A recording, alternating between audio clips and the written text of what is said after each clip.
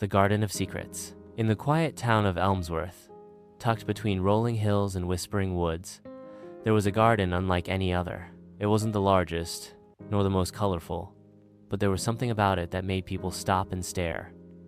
Some said it was magic, others called it a miracle, but only one person truly knew the truth: Mrs. Evelyn Hart, the owner of the garden. Evelyn was an elderly woman with silver hair, bright green eyes, and a smile that could melt away any sorrow. Her house stood at the edge of town, old but well kept, with ivy climbing its stone walls and roses blooming by the windowsills. Her garden, however, was where the real wonder lay.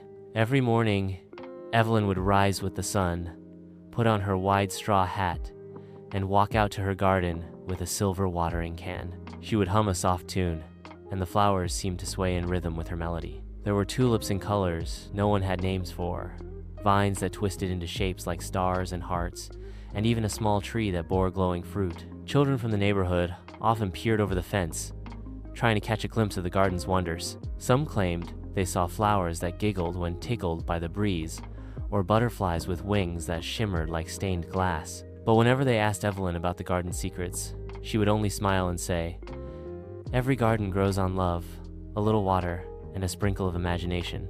Among those children was a curious boy named Leo. He was 11 years old, adventurous, and always full of questions. Unlike the others, Leo didn't just want to see the garden, he wanted to understand it. He wanted to know how the flowers sparkled at night, why the bees in Evelyn's garden were blue instead of black, and why the grass always felt cool, even under the summer sun. One day, Leo gathered his courage and knocked on Evelyn's door. She opened it gently, a knowing smile on her face. "Mrs. Hart," he began nervously, "could I help you in the garden?" Evelyn studied him for a moment, then stepped aside. "Only if you promise to listen more than you speak," she said. Leo nodded eagerly and followed her into the garden. For the next few weeks, Leo visited the garden every day.